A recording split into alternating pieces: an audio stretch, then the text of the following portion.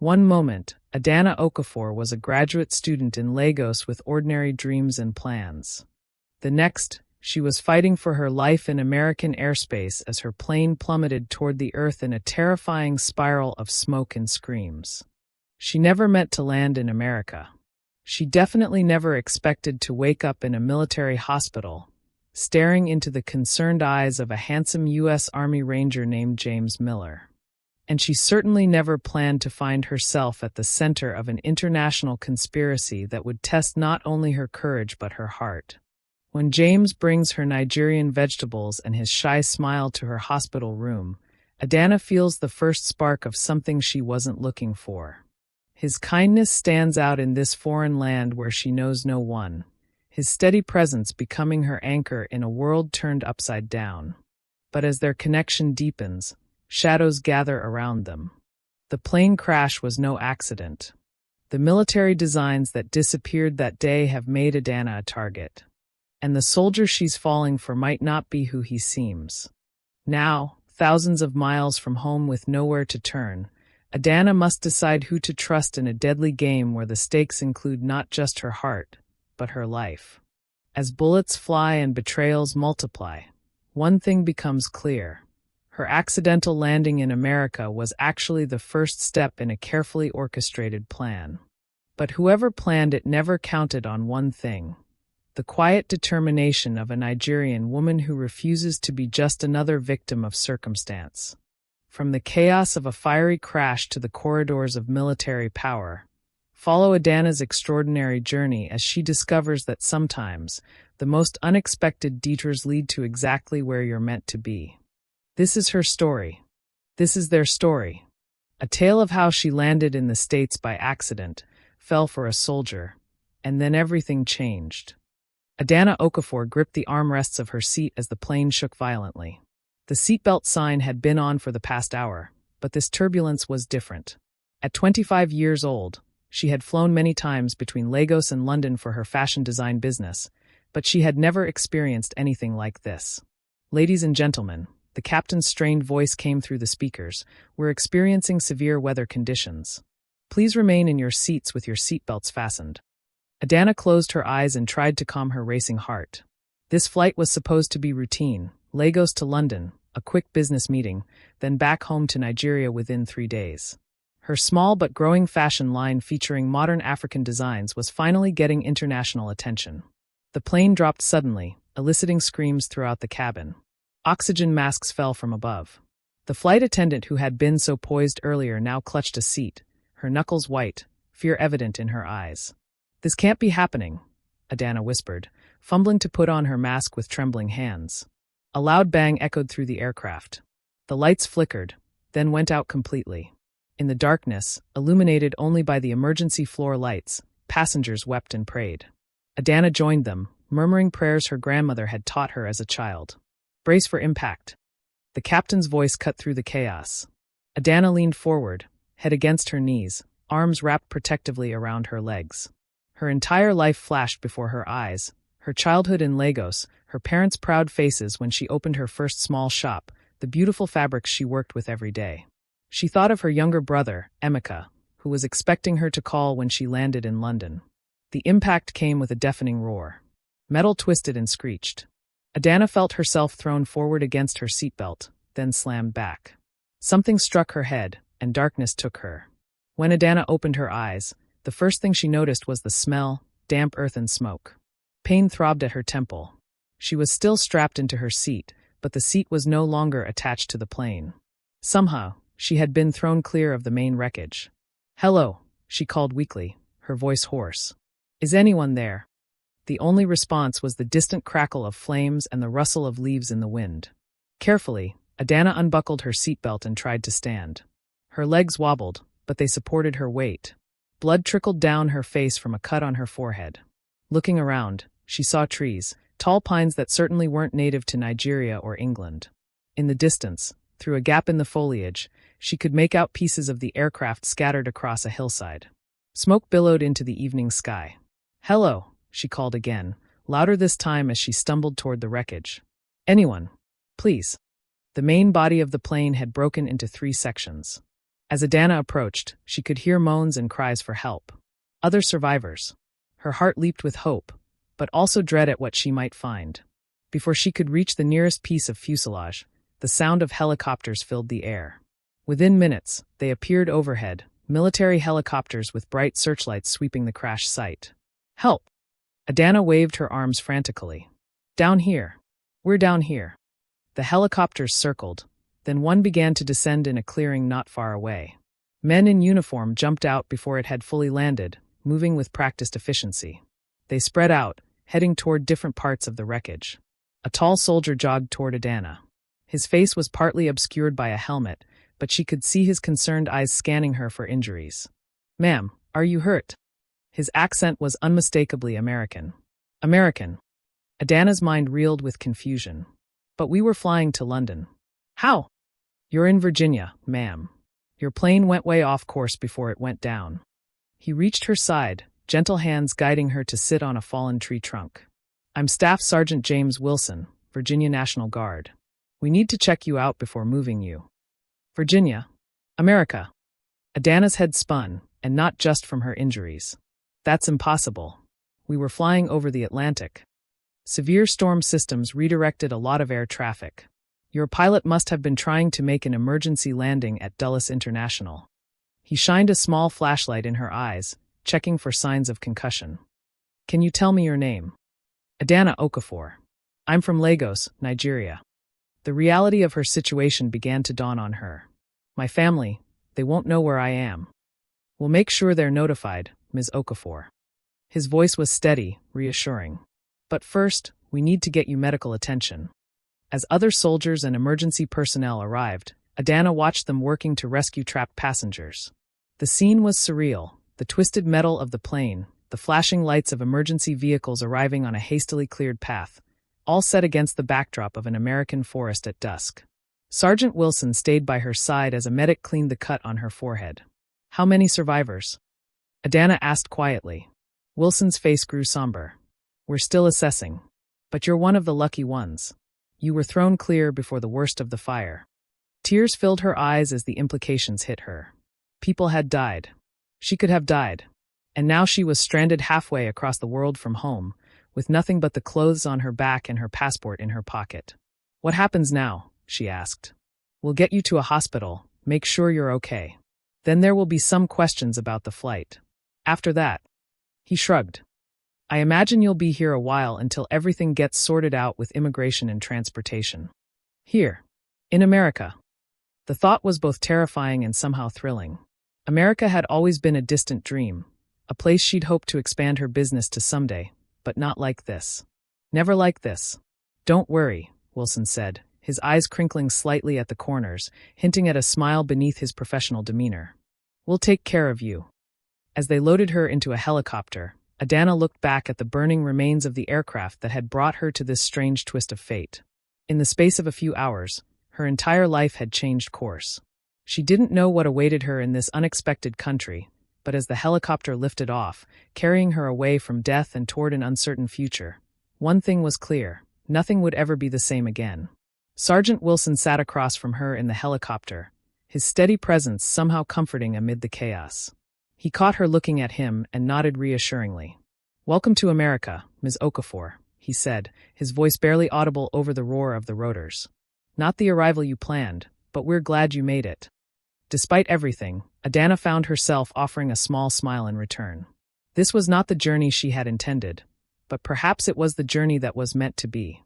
The hospital in Richmond buzzed with activity. 3 days had passed since the crash, and Adana sat on the edge of her bed, staring at the small TV mounted on the wall. The news was still covering the accident. Flight 237, diverted by unprecedented storm patterns, had lost both engines before crashing in the Virginia wilderness. Out of 216 passengers and crew, only 58 survived. Adana was among the miraculously uninjured. A knock on her door pulled her attention away from the screen. She expected another doctor or perhaps one of the FBI agents who had already interviewed her twice about the crash. Instead, Staff Sergeant James Wilson stood in the doorway, holding a modest bouquet of yellow daisies. Sergeant Wilson? Adana straightened, suddenly conscious of her hospital gown and the fact that she hadn't properly washed her hair since the crash. "Please, call me James." He smiled, the professional demeanor from the crash site softened now that he was off duty. "I wanted to check how you were doing." "Better than most," she replied, gesturing for him to enter. "The doctors say I can leave tomorrow, though I'm not sure where I'll go." James placed the flowers on her bedside table. "That's actually part of why I came. A lot of the survivors are being housed at a hotel downtown while things get sorted out. The airline is covering it. But," he hesitated, "the hotel is packed, and some survivors are staying with local families who volunteered. And you're here to tell me I'll be sleeping on a park bench?" Adana said with a small laugh, trying to mask her anxiety. "Actually, my sister Melissa has a spare room. She's offered to host someone, and I thought of you." He shrugged. "You seemed, I don't know, someone who might appreciate a real home over a crowded hotel." Adana studied him carefully. In Nigeria, she would never consider staying in a strange man's family home. But this was America, and her situation was far from normal. "Your sister lives nearby?" "About 30 minutes from here. She's a kindergarten teacher, lives alone since her divorce last year. She's good people." James sat in the visitor's chair. "I'd feel better knowing you're with someone I trust while you're sorting things out." Something in his expression, honest concern mixed with something else she couldn't quite identify, made Adana nod slowly. "Thank you. That's very kind of both of you." "Great." His smile broadened. "I'm off duty tomorrow. I can pick you up when they discharge you." Melissa Wilson's home was a modest 2-story house with a wide front porch and blue shutters. It sat on a quiet street lined with similar homes, each with its own character. As James parked in the driveway, Adana felt a strange mix of relief and trepidation. "This is it," James said, turning off the engine. "Nothing fancy, but Mel keeps it nice." "It's lovely," Adana replied honestly. After the sterile hospital room and the chaos of the crash, the simple home looked like paradise. The front door swung open, and a woman who shared James's warm brown eyes hurried out. She was shorter than her brother, with curly hair pulled into a casual ponytail and a welcoming smile. "You must be Adana." Melissa enveloped her in a hug before Adana could prepare herself. "I'm so glad you're okay. When James told me about the crash, I just couldn't believe it." "Thank you for opening your home to me," Adana said, slightly overwhelmed by the enthusiastic greeting. "Of course. Come in, come in. I've got lunch almost ready, and your room is all set up." Melissa led the way inside, chattering comfortably. "James said you're a fashion designer? That's so cool. I can barely sew a button." The inside of the house was as welcoming as its owner, comfortable furniture, family photos, and small touches that made it feel lived in and loved. Adana's room was small but perfect, with a window overlooking the backyard where a large oak tree swayed gently in the breeze. "This is wonderful," Adana said sincerely, setting down the small bag of donated clothes and toiletries the hospital had given her. "I left some of my things in the dresser for you to use," Melissa said. "We look about the same size. And I had James pick up some basics for you too. You know, underwear and stuff. I figured you'd want some of your own." Adana felt a rush of gratitude and embarrassment. "You didn't have to do that." "Hey, if I crashed in Nigeria, I'd hope someone would do the same for me," Melissa replied with a shrug. "Now come eat. You must be starving after hospital food." Over a lunch of homemade chicken salad sandwiches and fresh fruit, Adana learned more about the Wilson siblings. Their father had been career military, their mother a nurse. Both parents had died within a year of each other, father from heart disease, mother from cancer. James had joined the National Guard after college, serving one tour in Afghanistan before returning to Virginia. Melissa had married young, divorced at 28, and thrown herself into teaching. "What about you?" James asked, his gaze intent on Adana's face. Tell us about your life in Lagos. Adana told them about her fashion business, specializing in modern designs using traditional African fabrics. She described her small apartment above her workshop, her younger brother studying engineering, her parents who had initially opposed her career choice but eventually became her biggest supporters. I was heading to London to meet with a boutique owner interested in carrying my designs, she explained. It would have been my first international business partnership. Have you been able to contact your family? Melissa asked gently. Adana nodded. The Nigerian embassy helped me call them yesterday. They're relieved I'm alive, but frantic about what happens next. They want me to come home as soon as possible. And what do you want? James asked, his voice quiet. The question caught Adana off guard. What did she want? Before the crash, the answer would have been simple. Success for her business, maybe travel, eventually marriage and children. But now? I don't know, she admitted. Everything feels upside down. That's totally normal after trauma, Melissa assured her. Take your time. You're welcome here as long as you need. After lunch, James reluctantly said he needed to leave for an afternoon shift. I'll come by tomorrow, if that's okay, he asked Adana as he stood at the door. I'd like that, she replied, surprised at how much she meant it. After he left, Melissa showed Adana around the neighborhood, the small park at the end of the street, the corner grocery store, the local coffee shop where Melissa claimed they made the best caramel lattes in Virginia. James seems very dedicated to his job, Adana commented as they walked back to the house. Melissa gave her a knowing look. He is. But he doesn't usually visit crash survivors at the hospital or volunteer to taxi them around town. Adana felt her cheeks warm. He's just being kind. Oh, he's kind all right. But I haven't seen him look at someone the way he looks at you in a very long time. Melissa bumped Adana's shoulder playfully. Not that I'm trying to set anything up. You've got enough to deal with. That night, lying in the unfamiliar bed, Adana thought about James, his steady presence, the quiet confidence in his voice, the way his eyes crinkled when he smiled. Under normal circumstances, she might allow herself to be interested. But these weren't normal circumstances.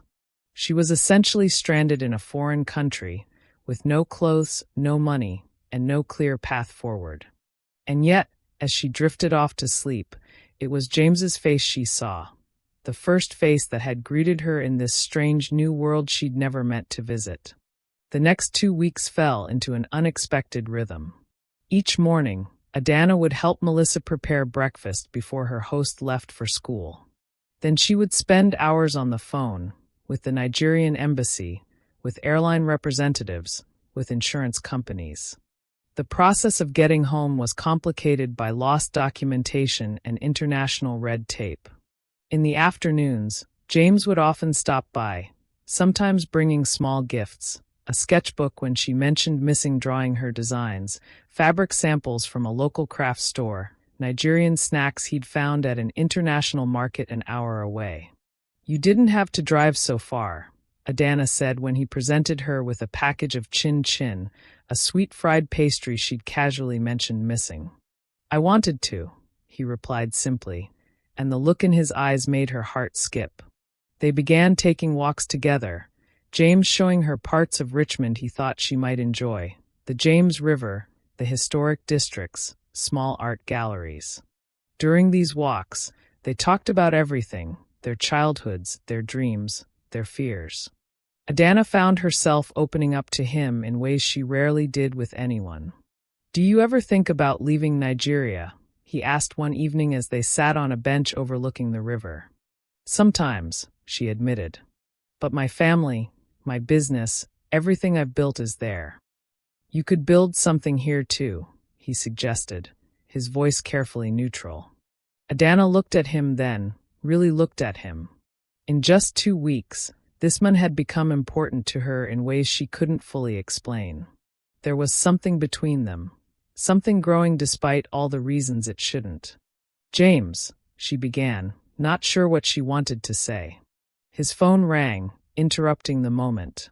His expression changed as he listened to the caller, becoming the professional soldier she'd first met. "I have to go," he said after hanging up. "National Guard emergency activation. There's a major flood warning for counties west of here." "Of course," Adana nodded. "Be careful." He hesitated, then leaned forward and kissed her cheek. "I will. We'll talk when I get back." As she watched him walk away, Adana felt a strange mix of emotions. She was falling for him, that much was clear. But their worlds were separated by oceans and circumstances neither of them controlled. What she didn't know was that while James was rushing to help with the flood response, an email was arriving at Melissa's house, an email that would change everything just as Adana's heart was finding its rhythm in this new land. Adana sat at Melissa's kitchen table, staring at her borrowed laptop in disbelief. The email had arrived from the Nigerian embassy, and its contents had stunned her into silence. "Adana, are you okay?" Melissa entered the kitchen, still in her teaching clothes, concern etched on her face. "You look like you've seen a ghost." Adana's voice faltered. She turned the screen toward Melissa. "Read this." Melissa leaned over, scanning the official-looking message. "Dear Ms. Okafor, following our investigation into Flight 237, we have discovered concerning information that requires your immediate attention. The flight manifest shows significant discrepancies, and intelligence sources indicate the crash may not have been an accident. Due to your unique status as both a survivor and Nigerian citizen with no prior travel history to the United States, we have been asked to inform you that the FBI and Homeland Security wish to conduct further interviews. Additionally, we have been advised that your return to Nigeria should be delayed until this investigation concludes. Your temporary visa status has been extended accordingly. Please contact Agent Marcus Daniels at the Richmond FBI field office at your earliest convenience. A representative will be assigned to you for protection until this matter is resolved. With regards, Consul General Adebayo, Nigerian Consulate, New York. Protection. Melissa's eyes widened. "Adana, what does this mean?" "I don't know." Adana closed the laptop, her hands trembling slightly. "Why would I need protection? And what do they mean the crash might not have been an accident?" Melissa sat down across from her, reaching for her hand. "Have you told James about this?" "No. He's still dealing with the flood emergency. I haven't heard from him since yesterday." Adana felt a twist of anxiety. James would know what to do, but he wasn't here. And somehow, the email suggested she shouldn't talk about this with just anyone. "Maybe I should call this Agent Daniels," she said finally. Before Melissa could respond, a knock at the door made both women jump. "Are you expecting someone?" Adana whispered. Melissa shook her head, moving cautiously to the front window. She peeked through the curtain, then visibly relaxed. "It's okay. It's a woman in a suit. Looks official." When they opened the door, a tall black woman with close-cropped hair and sharp eyes greeted them. "Ms. Adana Okafor? I'm Special Agent Tasha Williams, FBI." She flashed her credentials. "May I come in? We need to talk." Adana led Agent Williams to the kitchen, where the woman declined Melissa's offer of coffee. "I understand you received an email from your embassy today," Williams said without preamble. "Yes, just now. How did you?" "We've been monitoring communications related to Flight 237 survivors," Williams explained. "Ms. Okafor, I need to be direct with you. Your life may be in danger." The words hung in the air like a physical presence. Melissa gasped softly. "Why?" Adana managed to ask. "Flight 237 was carrying more than just passengers," Williams said, her voice low and steady. "We have evidence suggesting it was also transporting sensitive data, specifically prototype designs for a new military communications system." What does that have to do with me? The designs were hidden in ordinary items, items that would pass security checks without raising flags. One passenger was responsible for carrying them. Williams paused. That passenger had a seat right next to yours, Ms. Okafor. Adana's mind raced back to the flight. The man next to her had been middle-aged, unremarkable. They'd barely spoken beyond basic pleasantries. He died in the crash, Adana whispered, remembering the list of casualties she'd read in the hospital. Williams nodded. Yes. And the designs he was carrying disappeared. We've searched the wreckage thoroughly. Nothing. You think I took them? Adana stood up, indignation flaring. I barely escaped with my life. I didn't take anything. We don't think you took them intentionally, Williams clarified. But there's a possibility that in the chaos, something was transferred to your belongings. Or that you saw something, heard something, without realizing its significance. All my belongings burned in the crash. I have nothing from that plane except the clothes I was wearing and my passport. Williams leaned forward. Then there are two possibilities. Either the designs were truly lost in the crash, or someone believes you have them, or information about them. Either way, certain parties have been asking questions about you. Very specific questions. A chill ran down Adana's spine. What parties? We're still investigating that. But what we do know is that 2 other survivors who sat in your section of the plane have reported break-ins at their temporary residences. Nothing obvious was taken. Melissa, who had been silent, finally spoke up. So you think someone might come after Adana? Here. At my house. It's a possibility we need to prepare for, Williams acknowledged. Which is why I'm here to offer Ms. Okafor protection. James, Adana blurted out. Staff Sergeant Wilson. He works with the National Guard. He's been helping me. He should know about this. A strange expression crossed Williams's face. James Wilson? He's been helping you. Yes, he was one of the first responders at the crash. He's Melissa's brother. Something about the agent's tone made Adana uneasy. Why? Do you know him? Williams seemed to choose her words carefully. Sergeant Wilson is known to our department. But Ms. Okafor, I need to ask you something important. What exactly has Sergeant Wilson asked you about the crash? Nothing unusual, Adana replied, confused. Just normal things. If I remembered anything, how I was coping. Has he shown particular interest in your seat assignment? Or the passengers near you? Adana thought back to their conversations. No, nothing like that. Williams pulled out her phone, tapped a few times, then turned it toward Adana. Is this the James Wilson you know? The photo showed James in his uniform, looking serious and professional, the way he had looked when she first met him at the crash site. Yes, that's him. What's going on? Is James in danger too? Williams put her phone away. Ms. Okafor, I need you to pack a bag, right now. You can't stay here tonight. What? Why? Melissa stood up. What aren't you telling us about my brother? Ma'am, I'm not at liberty to share all details of an ongoing investigation. Williams's tone became more urgent. But I need Ms. Okafor to come with me for her own safety. I'm not going anywhere until you tell me what's happening, Adana insisted, fear turning to determination. Is James involved in this somehow? Williams hesitated, then sighed. Staff Sergeant James Wilson was assigned to a military intelligence unit before joining the National Guard.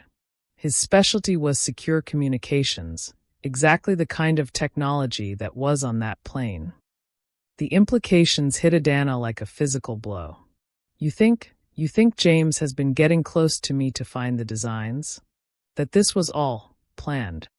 I'm not saying that, Williams replied, but her expression said otherwise. But it's a connection we can't ignore. And right now, my priority is keeping you safe while we figure this out. Melissa shook her head vehemently. No, you're wrong about James. I know my brother. He wouldn't. The sound of a car pulling into the driveway silenced her. All three women froze. Are you expecting someone? Williams asked, her hand moving subtly toward what Adana assumed was a concealed weapon. Melissa moved to the window. It's James, she confirmed. Williams made a quick decision. Ms. Okafor, go to your room. Pack essentials only. Ms. Wilson, act normal.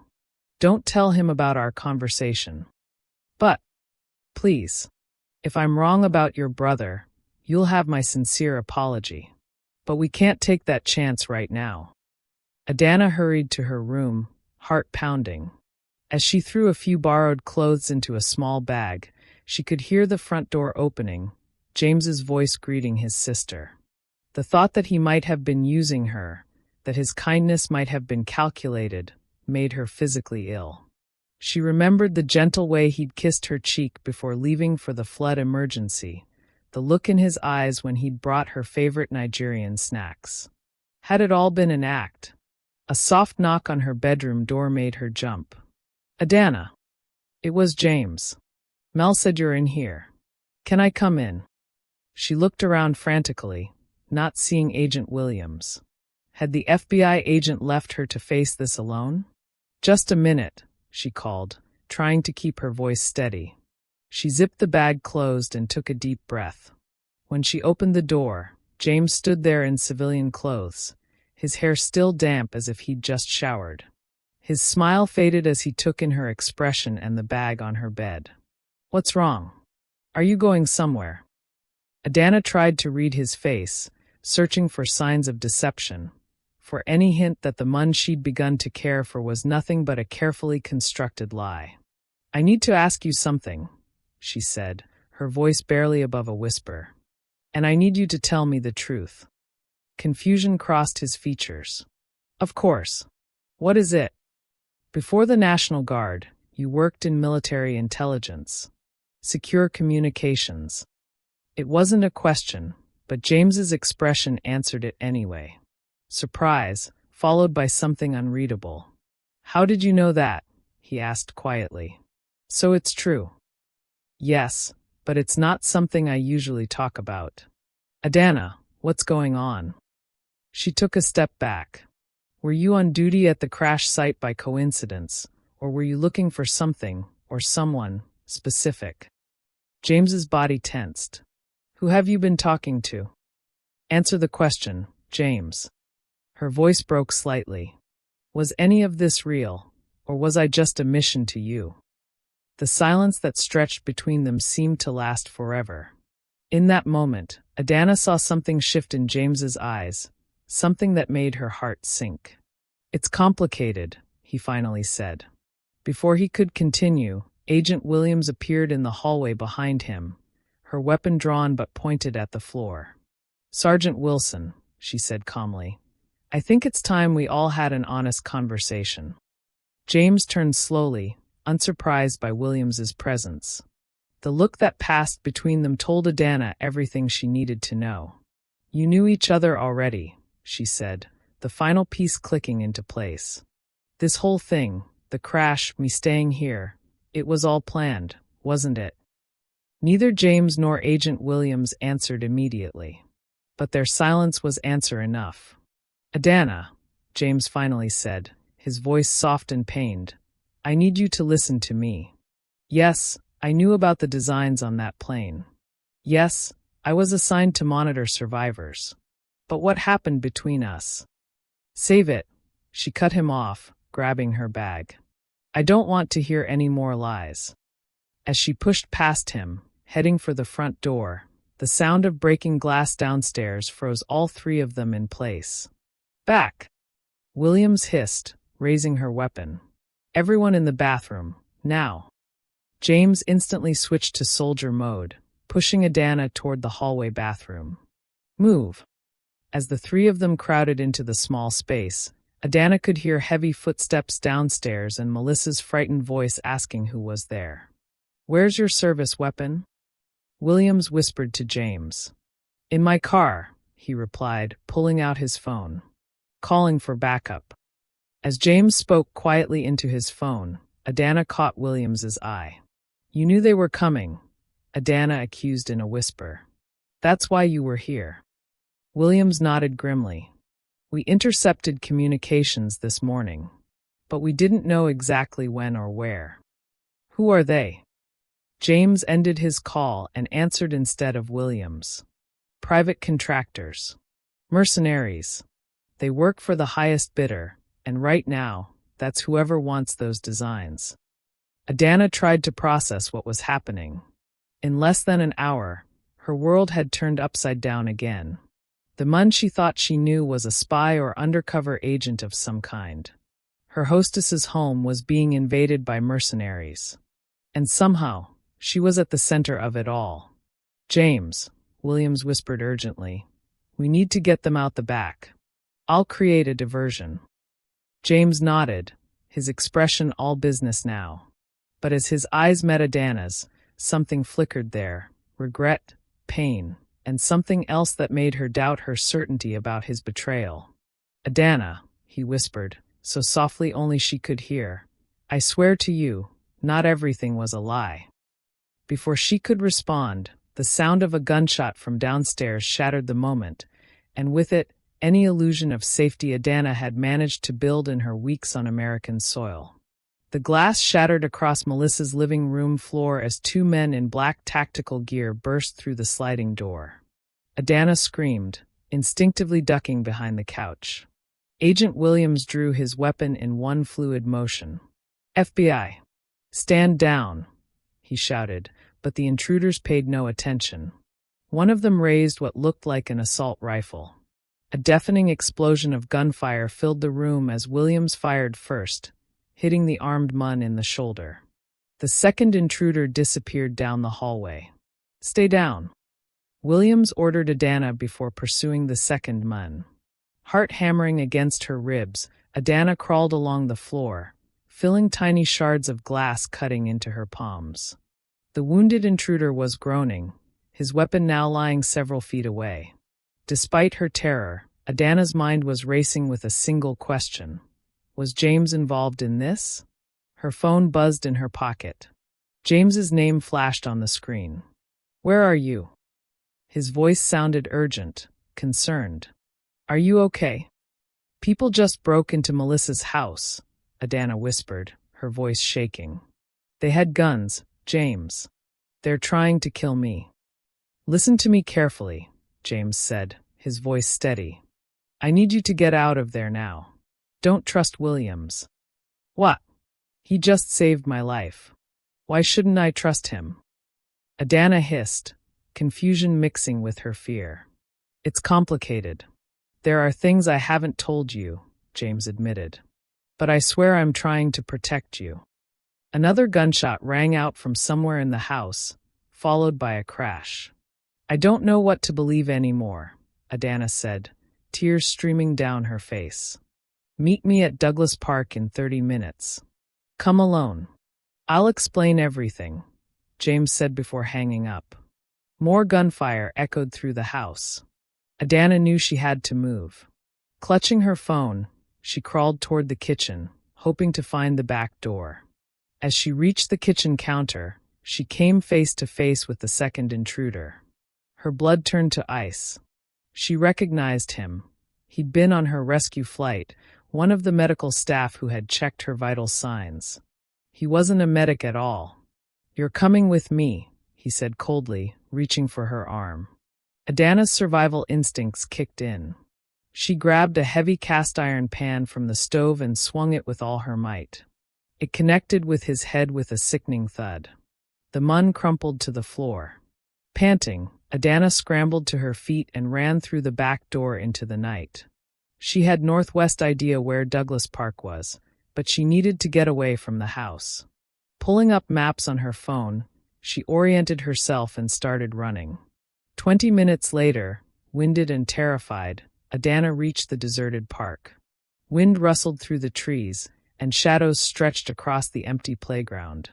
Every nerve in her body was screaming at her to keep running, to get on the first flight back to Nigeria and forget everything that had happened. But she needed answers. Adana. She spun around to find James emerging from the shadows. He was in civilian clothes, jeans and a dark hoodie, not his military uniform. "Stay back," she warned, holding up her phone. "I've called the police." "No, you haven't," James said softly. "But you should have." Tears welled up in Adana's eyes. "Was any of it real? Or was I just some assignment for you?" James's face crumpled. "It started as an assignment, but it became real. Everything I feel for you is real." "What assignment?" Adana demanded. "Tell me the truth. All of it." James glanced around nervously before stepping closer. The plane crash wasn't an accident. It was orchestrated. Adana felt like she'd been punched in the stomach. "What are you talking about?" "There was sensitive military technology on that flight. Prototype designs for a new defense system. When the plane went down, the designs disappeared," James explained. "Military intelligence believed someone on that flight stole them." Adana shook her head in disbelief. "And you thought that someone was me? A random Nigerian student?" "Not you specifically, but someone connected to the passengers. I was assigned to get close to survivors, to see if anyone knew anything," James admitted. "But then I met you, and everything changed." "So our relationship was built on lies," Adana said bitterly. "Not all of it," James insisted.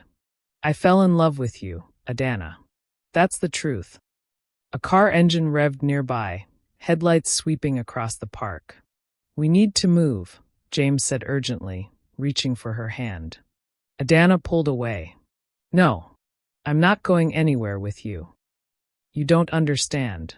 There are people who think you know something about those designs," James pleaded. "They won't stop until they find them." "But I don't know anything." Adana cried out in frustration. "I believe you," James said. "But they don't. And there's something else."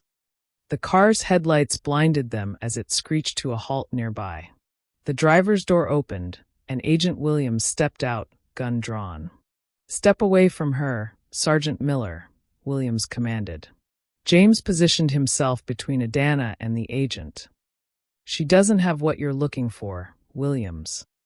"I don't care about her," Williams replied coldly. "I care about the designs. And I know you have them." Adana's head snapped toward James. "What?" James's expression hardened. "I found them the day of the crash. But I couldn't turn them in when I realized who was behind the theft." "Your commanding officer, Colonel Richards," Williams said. "We've been tracking his communications with foreign buyers for months." "And I've been gathering evidence against him," James countered. "Including evidence that implicates you, Williams." Williams laughed humorlessly. "Smart boy. Too bad no one will ever hear about it." He raised his weapon, but before he could fire, another figure emerged from the darkness behind him, Melissa. "FBI. Drop your weapon," she shouted, her own gun trained on Williams. Williams froze, then slowly turned. "Agent Chun. I should have known." "Drop it now," Melissa commanded. As Williams hesitated, James pulled Adana toward the playground equipment. "Run," he whispered. They sprinted across the park as gunshots rang out behind them. Adana couldn't tell who was shooting at whom. All she knew was that her entire world had been turned upside down. "There's a safe house 2 miles from here," James said as they ran. "We'll be protected there." "I don't even know who you are anymore," Adana gasped, struggling to keep up. James stopped abruptly, turning to face her. "I'm the same person who fell in love with you, Adana. Everything else might be complicated, but that's the simplest truth I know."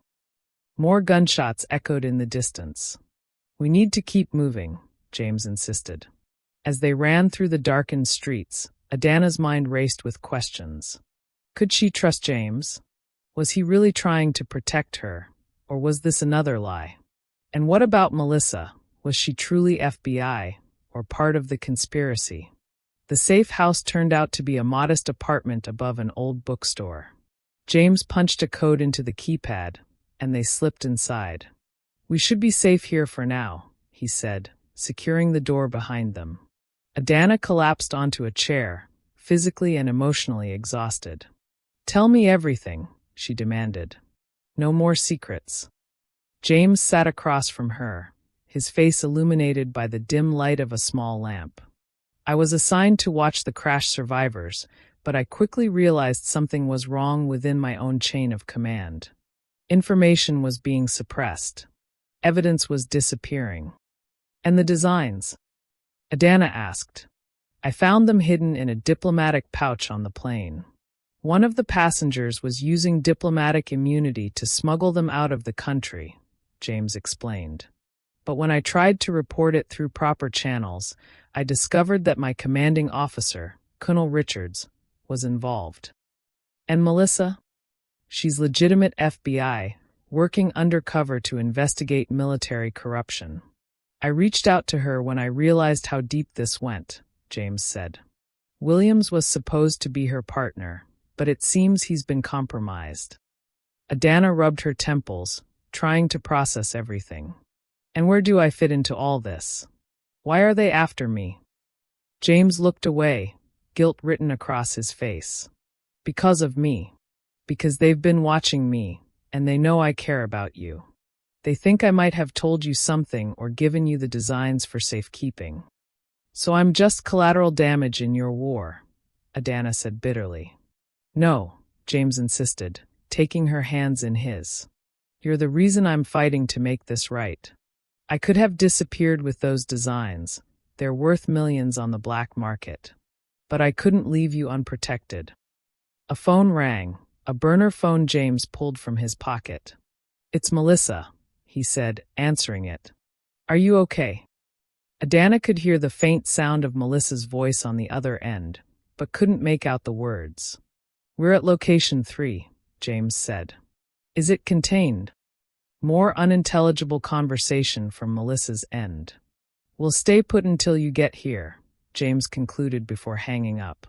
"Williams is dead," he told Adana. "Melissa shot him when he tried to fire at us. She's called in her team, the real FBI. They're securing the area and will be here within the hour." Adana stared at him, trying to reconcile the soldier she'd fallen for with this man caught in a web of espionage and betrayal. "I understand if you can never forgive me," James said softly. "But everything I've done since meeting you has been to keep you safe." Adana stood up and walked to the window, looking out at the unfamiliar American streets. She had come to this country by accident, fallen in love unexpectedly, and now found herself in the middle of an international conspiracy. "I don't know what to feel anymore," she admitted. "I came to America by accident, and now I'm part of something I never asked for. Once this is over, I'll help you get home if that's what you want," James promised. Or what?" Adana asked, turning to face him. "Or you could stay. Start over.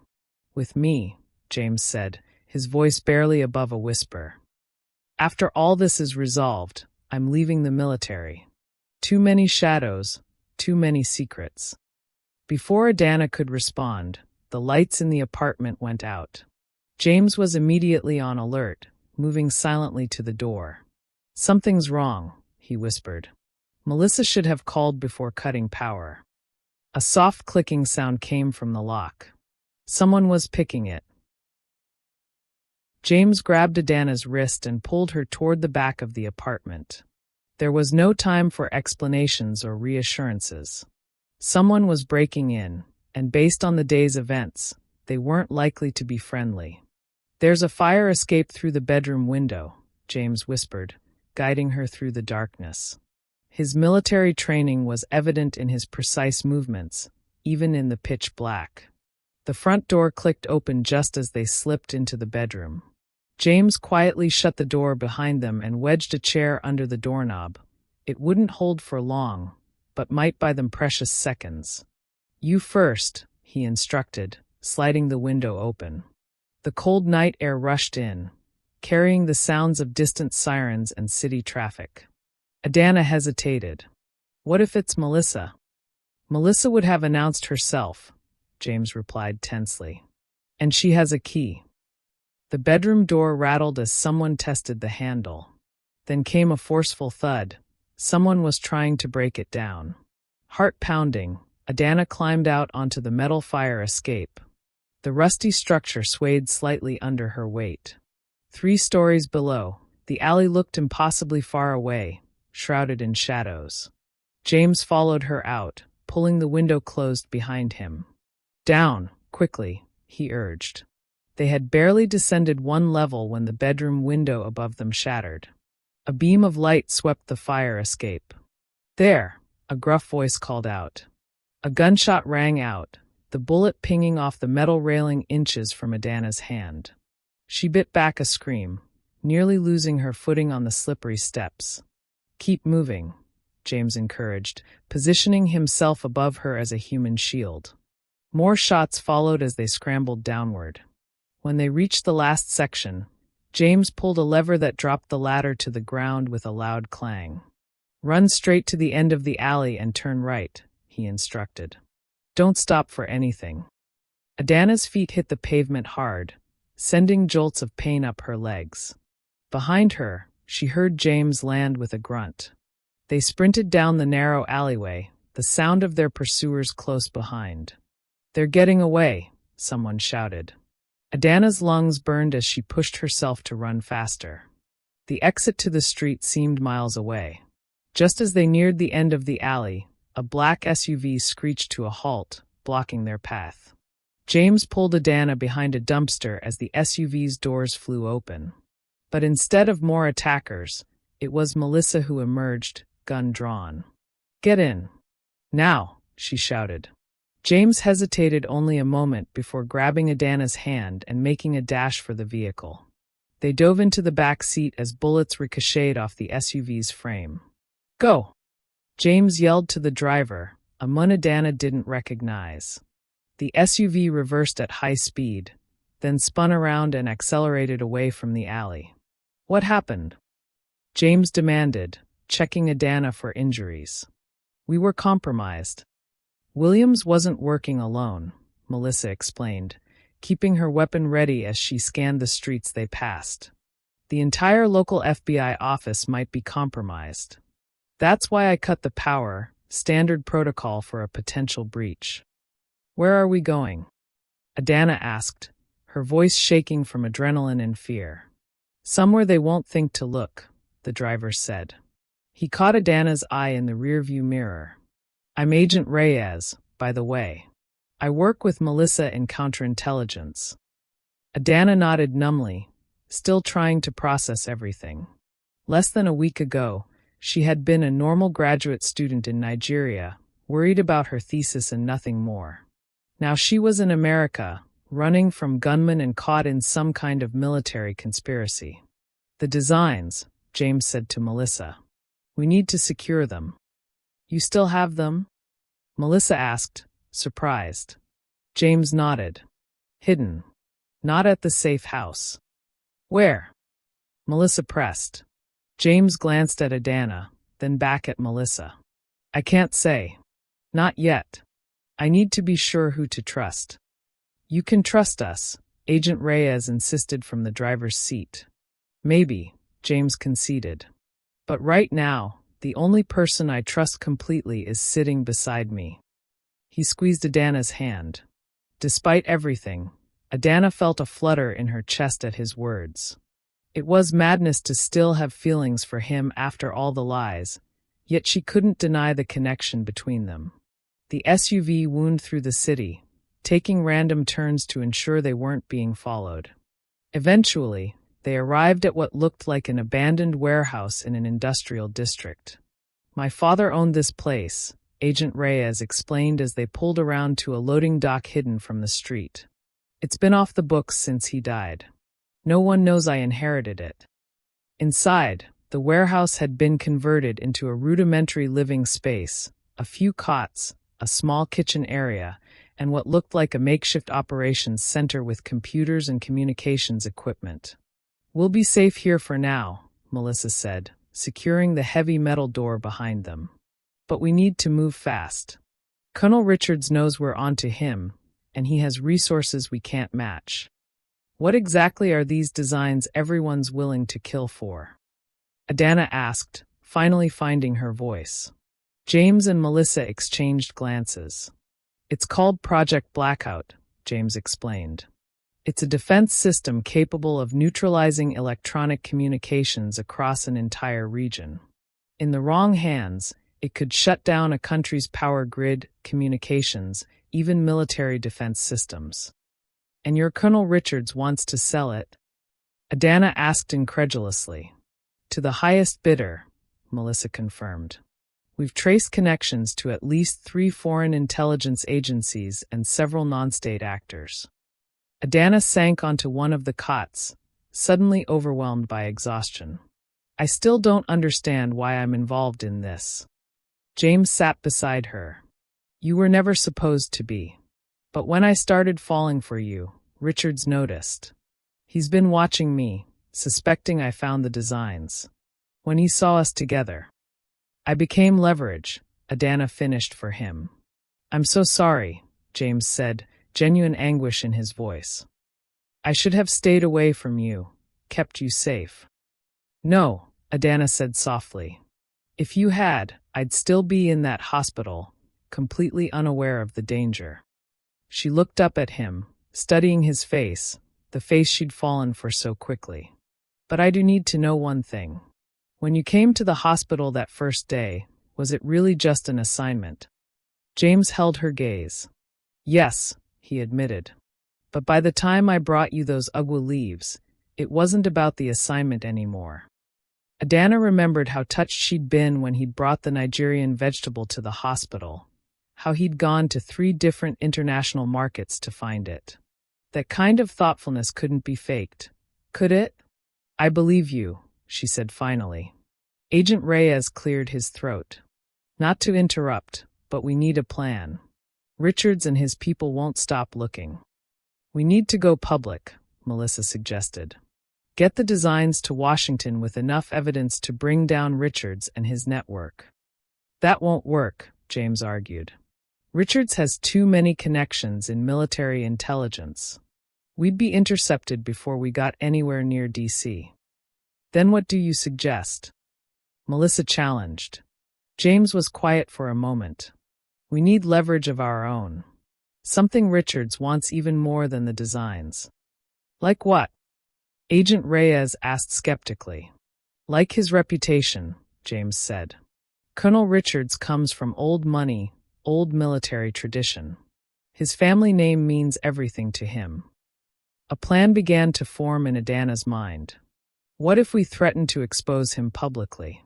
Not through official channels, but through the media. All eyes turned to her. That could work, Melissa said slowly. But we'd need irrefutable evidence. I have recordings, James revealed. Conversations between Richards and potential buyers. And documentation of funds being moved to offshore accounts. How did you get those? Agent Reyes asked, impressed. I've been building a case for months, James explained. Ever since I discovered inconsistencies in the mission reports. But we'd still need a way to distribute the information if Richards has as much influence as you say, Melissa pointed out. Adana's thoughts turned to her university studies. I know someone who might help. My professor back in Nigeria has connections with international press. If I could reach her. Too risky, James said immediately. Any communication could be traced. Not necessarily, Agent Reyes interjected. I have equipment here that can establish secure channels. If your professor is trustworthy. She is, Adana affirmed. Dr. Okafor has been fighting corruption in Nigeria for decades. She would understand the importance of this. For the first time since the nightmare began, a genuine plan was taking shape. But as the others discussed logistics, a troubling thought occurred to Adana. Wait, she interrupted. What about the other survivors from the crash? Are they in danger too? A heavy silence fell over the room. The hospital fire wasn't an accident, was it? Adana realized with horror. They were trying to eliminate witnesses. We think so, Melissa admitted reluctantly. But most of the patients had been discharged or transferred by then. Most, but not all. Adana pressed, remembering the friendly elderly mun in the room next to hers, the young mother across the hall. 3 casualties, Agent Reyes confirmed quietly. We've had protection details on the other survivors, but resources are limited. Adana felt sick. People had died because of these designs. Because someone valued power and money more than human life. We need to end this, she said firmly. Not just for me, but for everyone involved. James nodded, a new respect in his eyes. You're right. And to do that, we need the designs. You said they weren't at the safe house, Melissa reminded him. Where are they? James took a deep breath. They're at Fort Belvoir, hidden in plain sight. The military base? Agent Reyes exclaimed. How are we supposed to get them from there? I can get on base, James said. I'm still active duty, and my security clearance hasn't been revoked. It's too dangerous, Adana protested. They'll be expecting you to go there. Probably, James agreed. But they won't be expecting her.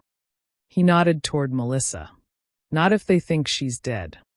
What are you suggesting? Melissa asked cautiously. We stage your death, James proposed. Make it look like Williams succeeded in eliminating you. Then while Richards and his people are focused on me, you retrieve the designs. That could work, Agent Reyes said thoughtfully. But we'd need a very convincing death. And a distraction, Adana added.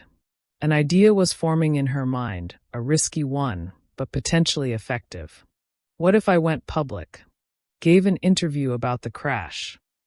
Absolutely not, James said immediately. That would put you directly in the crosshairs.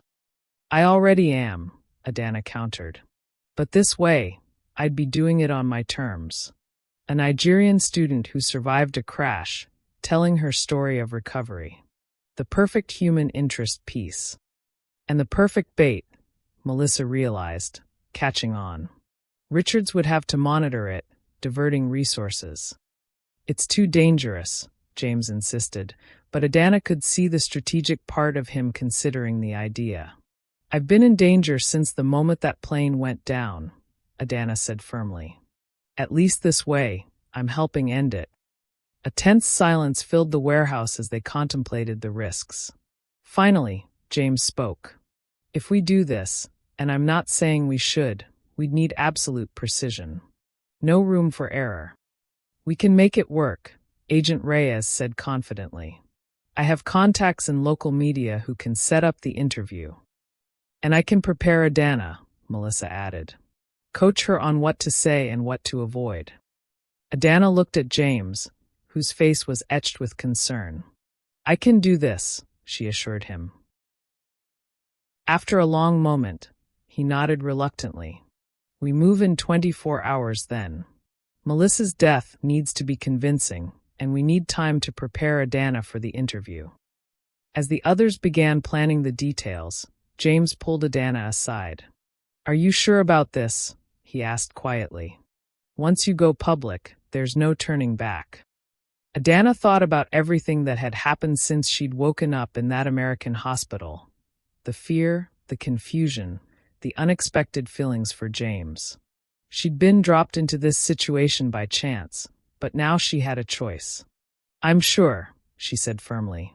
I didn't ask to be part of this, but I'm choosing to see it through. James touched her cheek gently. When I first met you, I thought you were just another assignment. I never expected to find someone so brave. I never expected any of this, Adana admitted with a small smile. Especially not falling for an American soldier. Their moment was interrupted by Agent Reyes calling them back to the planning table. As they rejoined the group, Adana felt a strange sense of calm. For the first time since the crash, she wasn't just reacting to events, she was shaping them. The warehouse lights flickered suddenly, plunging them into momentary darkness before coming back on. What was that? Adana asked nervously. Agent Reyes moved quickly to a security monitor. Motion sensors on the perimeter just went offline, he reported tensely. Could be a power surge, Melissa suggested, but she was already checking her weapon. Or we've been found, James said grimly, reaching for his own gun. Adana, get away from the windows. Before she could move, the lights went out completely. In the pitch darkness, Adana heard the unmistakable sound of the warehouse door being forced open. In the darkness, Adana felt James pull her down behind a stack of metal crates. Melissa and Agent Reyes had vanished into the shadows, their silhouettes briefly visible as flashlight beams cut through the warehouse. Don't move, James whispered, his breath warm against her ear. Heavy footsteps echoed through the space. Adana counted at least 3 separate intruders. How had they been found so quickly? Clear the perimeter, a voice commanded. They're here somewhere. Adana recognized that voice, Colonel Richards. She'd seen him briefly at the hospital when he'd visited James, his stern face and perfect posture marking him as a career military man. Now that same commanding presence was hunting them. James tensed beside her. He'd recognized the voice too. Sir, the heat sensors show 4 signatures, another voice reported. Find them, Richards ordered coldly. Sergeant Miller has become a liability. A sudden crash came from across the warehouse, Melissa or Reyes creating a diversion. Flashlight beams immediately swung in that direction. There, someone shouted. Gunfire erupted, the muzzle flashes briefly illuminating the cavernous space. James gripped Adana's hand and began moving in the opposite direction, staying low and using the stacked crates for cover. The back exit, he breathed. It's our only chance. They crawled along the concrete floor, the sounds of gunfire masking their movements. Adana's heart threatened to burst from her chest, but she forced herself to keep moving. They had almost reached the back wall when a flashlight beam swept over them. Here, a voice shouted. James shoved Adana behind a forklift and spun around, firing 2 quick shots in the direction of the flashlight. The light dropped to the floor, rolling in circles as its owner fell. Run, James urged, pushing her toward a small door marked emergency exit.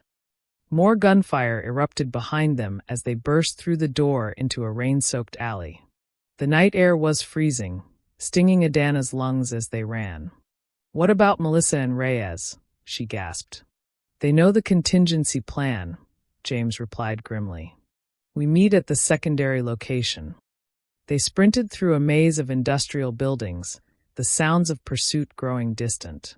Eventually, they reached a chain-link fence. James helped Adana climb over, then followed. On the other side was a small used car lot, closed for the night. James approached an older model sedan, quickly jimmied the lock, and hot-wired it. Get in, he instructed, sliding behind the wheel. As they pulled onto the empty street, Adana checked behind them. No headlights followed. For the moment, they had escaped. How did they find us? She asked, shivering from cold and fear. James's knuckles were white on the steering wheel. I don't know. The warehouse was supposed to be secure. What happens now? What about the plan? The plan is compromised, James said flatly. We need to assume Melissa and Reyes are either captured or dead. Adana felt tears spring to her eyes. She had only known the agents for a few hours, but the thought of them dying while helping her was unbearable. Don't count us out yet, a voice crackled from James's pocket. James pulled out a small radio, relief washing over his face. Melissa. We made it out, Melissa confirmed, her voice tinny through the small speaker. Reyes took a round in the shoulder, but we're mobile. Richards was there, James informed her. I saw, Melissa replied. This changes things. If Richards is personally involved in the field operation, he's desperate. Meet us at Point Echo, James instructed. We need to accelerate the timeline. Copy that. Be careful. James tucked the radio away and focused on navigating the empty streets, taking a convoluted route toward their destination. "What's Point Echo?" Adana asked. "Fort Belvoir," James answered. "We're going straight for the designs." "But the plan has changed," James finished. "Richards won't expect a direct approach now. He'll think we're running." They drove in tense silence for nearly an hour, leaving the city behind and entering more rural areas. Finally, the lights of Fort Belvoir appeared in the distance. "I need you to understand something," James said as they approached. "Once we're on base, everything changes. If we're caught, it's treason." The weight of his words hung in the air between them. "Why risk everything for me?" Adana asked quietly. "You could have turned in the designs, protected yourself." "Because some things matter more than following orders," James replied, looking directly at her. "You showed me that." At a deserted gas station, they pulled over and waited. 20 minutes later, another car arrived, Melissa and Reyes. Reyes's left arm was in a makeshift sling, his face pale from blood loss. "You look terrible," James commented as they joined them. "You should see the other guys," Reyes managed a weak smile. Melissa spread a map across the hood of their car. "Security at the main gate will be tight," she said. "But there's a service entrance here that's minimally staffed at night." "I'll need my ID to get us through," James said. "But once we're inside, we'll have minutes at most before security realizes something's wrong." "What about Reyes?" Adana asked, concerned about the injured agent. "I'll create a diversion at the main gate," Reyes said firmly. "Give you time to get to the designs." "The designs are in Bunker C," James explained, pointing to a location on the map. "Hidden in a damaged server marked for disposal." "Smart," Melissa acknowledged. "Hiding them in equipment scheduled to be destroyed." "We have one shot at this," James said gravely. "If anything goes wrong." "It won't," Adana interrupted with a confidence she didn't entirely feel. Something about this situation demanded courage, and she'd found reserves of it she never knew she had. They finalized the details quickly, synchronized watches, and prepared to move. "Adana," James said, taking her hands in his. "You should stay here. It's safer." "No," she refused firmly. "I'm part of this now. I'm seeing it through." Before he could argue, she leaned forward and kissed him, not the gentle, exploratory kisses they'd shared before, but something fierce and determined. When they separated, James looked at her with new respect. "Let's finish this." Minutes later, they were approaching Fort Belvoir's service entrance, James in the driver's seat with his military ID ready, Adana hiding in the back seat covered by a blanket, and Melissa posing as a civilian contractor. As the guard post came into view, Adana's heart pounded. Everything had led to this moment: her accidental arrival in America, her encounter with James, the conspiracy that had nearly killed her multiple times. Now they were taking the fight directly to the enemy. The radio crackled to life. "Diversion in 60 seconds, Reyes announced. In the distance, an explosion lit up the night sky near the main gate. Alarms immediately began blaring across the base. "Here we go," James said, accelerating toward the service entrance as chaos erupted around them. The guard at the service entrance was young and visibly nervous as alarms blared across the base. When James pulled up, the soldier's hand hovered near his sidearm. "ID, sir," he demanded, shining a flashlight into the car. James handed over his military identification with practiced calm. "Sergeant James Miller, 75th Rangers. We've been called in for the security breach." The guard scrutinized the ID, then looked at Melissa. "And her?" "Technical consultant," James replied smoothly. "Colonel Richards requested her specifically." At the mention of Richards' name, the guard's posture changed. "Yes, sir. Go ahead." The barrier lifted, and James drove through, maintaining a steady speed, not too fast to arouse suspicion, not too slow to waste precious time. "That was too easy," Melissa muttered. Richards has everyone looking for a threat from outside, James explained as they navigated the base roads. Not from within. They parked near a nondescript maintenance building some distance from the activity surrounding the main gate. Adana emerged from under the blanket, her legs cramped from hiding. Bunker C is through there. James pointed to a concrete structure partly embedded in a small hill. Swipe access only. Melissa handed him a small device. This should bypass the security lock. James turned to Adana. Stay in the car. If we're not back in 15 minutes, drive away. Head west and call this number. He handed her a slip of paper with a phone number scrawled on it. It's a journalist contact of Melissa's. Tell them everything. Adana clutched the paper. I'm coming with you. It's too dangerous, James insisted. That hasn't stopped me so far, Adana countered. Besides, if you're caught, someone needs to know exactly where those designs are hidden. James and Melissa exchanged glances, then reluctantly nodded. The three of them moved quickly across the open ground to the bunker entrance. Melissa attached the bypass device to the electronic lock, and after a tense moment, the door clicked open. Inside, the bunker was dimly lit and smelled of electronics and metal. Rows of servers hummed along the walls, their small lights blinking in the semi-darkness. This way, James whispered, leading them to the back of the room. In a corner sat a stack of damaged equipment marked for disposal. James moved to a particular server unit that looked like it had suffered heat damage. He removed the front panel, reached deep inside, and pulled out a small metal case. Is that it? Adana asked, almost disappointed by how ordinary it looked. This is what people are willing to kill for, James confirmed, opening the case to reveal a small hard drive. Let's go, Melissa urged, checking her watch. Reyes can only keep them distracted for so long. As they turned to leave, the bunker door slid open. Colonel Richards stood in the doorway, flanked by two armed soldiers. I must say, I'm impressed, Richards remarked coldly. I expected you to run, not come directly to me. James pushed Adana behind him, his body tensing. It's over, Colonel. We have the designs and evidence of your treason. Richards smiled thinly. Treason is such an unpleasant word. I prefer strategic reallocation of assets. He gestured to his men. Take the designs. Kill the women. Sergeant Miller might still be useful. I don't think so, came another voice from behind Richards.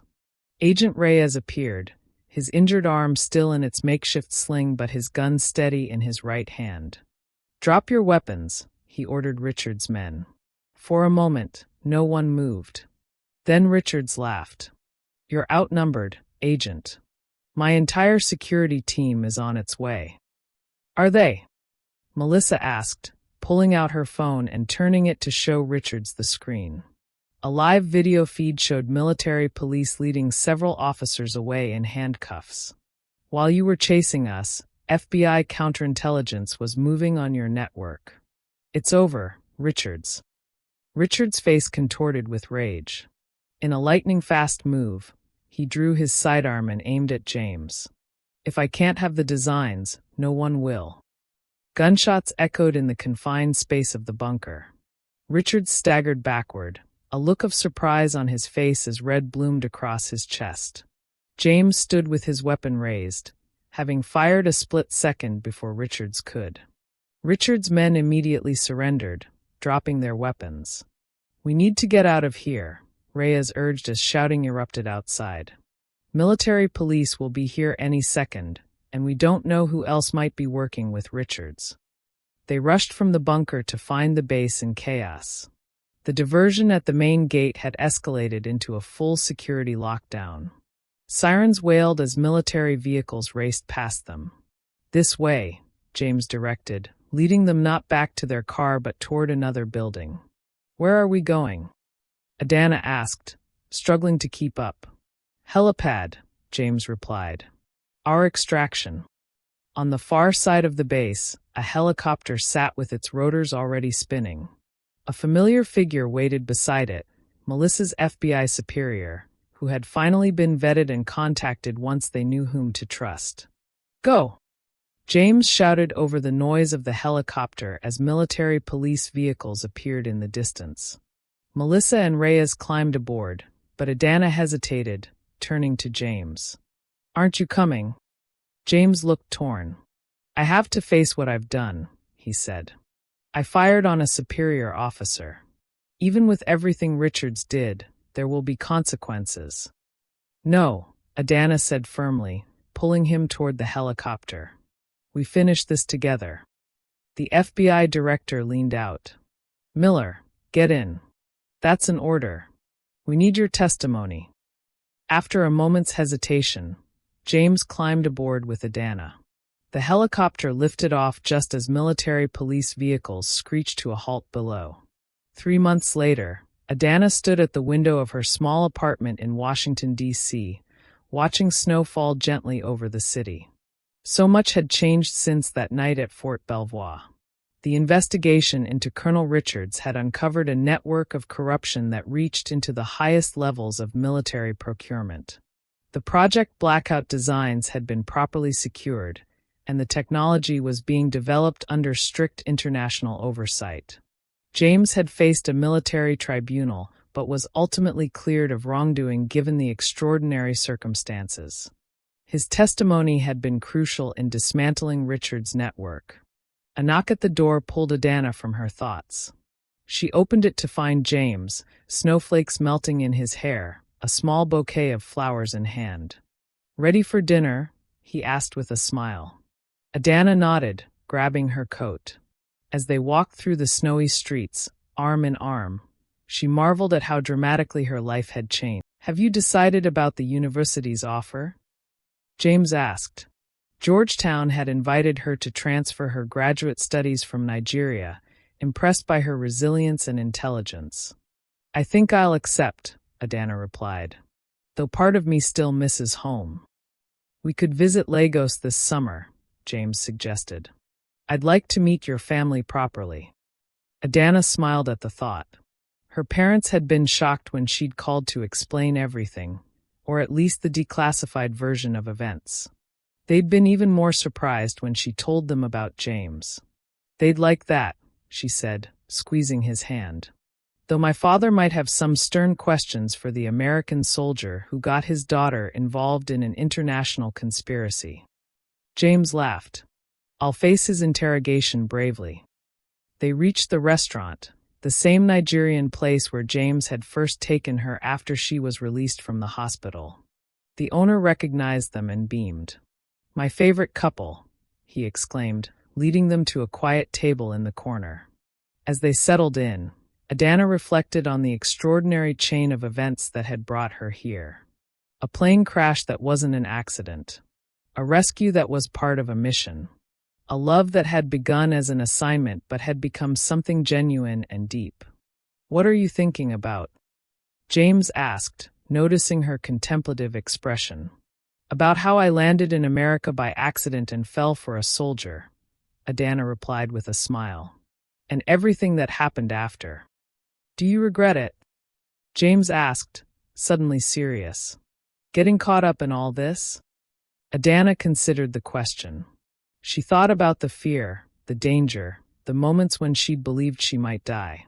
But she also thought about the strength she'd discovered within herself, the friends she'd made, and the Mun sitting across from her, a Mun who had risked everything to protect her. "No," she said finally. "I don't regret it. It wasn't the journey I planned, but it brought me where I needed to be." James reached across the table and took her hand.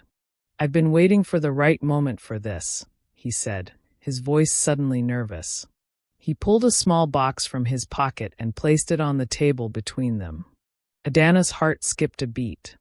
"I know it's fast," James continued, "and we can wait as long as you want. But after everything we've been through, I know one thing for certain: I don't want to lose you again." He opened the box to reveal a simple but elegant diamond ring. "Adana Okafor," he said softly. "Will you marry me?" Tears welled in Adana's eyes as she looked at the Mun who had started as her rescuer, become her protector, and was now her partner in every sense. The journey that had brought them together had been extraordinary and dangerous, but it had forged a bond between them that couldn't be broken. "Yes," she whispered, her heart full. "Yes, I will." Outside, snow continued to fall on the American capital, so different from the warm Lagos climate she'd grown up in. But as James slipped the ring onto her finger, Adana knew she had found her new home, not in a place, but in a person. A soldier who had saved her life, and whose life she had saved in return. Sometimes, the most beautiful journeys begin with accidents. Thank you for watching till the end. If you enjoyed this story, kindly do us a favor and subscribe to our channel. It is free and won't cost anything, but it means the world to us. We're just a small channel trying to grow. Thank you and see you in the next one.